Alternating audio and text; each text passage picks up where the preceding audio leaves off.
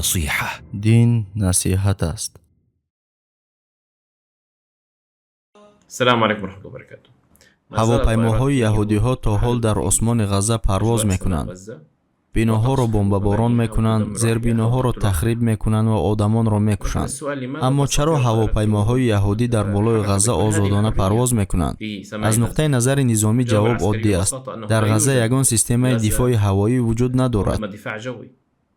اما در مصر که در نزدیکی غزه قرار دارد، ارتش موجود است با سیستم‌های گوناگون دفاع هوایی از قبیل سیستم S-300 که در 4 بتالیون ارتش مصر موجود است. سیستم پاتریوت که با 32 موشک‌انداز همراه می شود. اینچنین باز 12 سیستم گوناگون مدافع ضد هوایی. علاوه بر این 3 نماد سیستم‌های دفاع هوایی وجود دارند که مخصوص بر ضد هواپیماها طرح‌ریزی شده‌اند.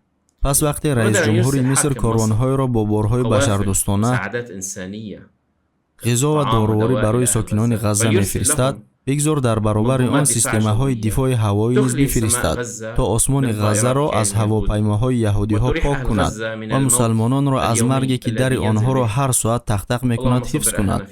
ای الله، مسلمانان غزه را حفظ کن.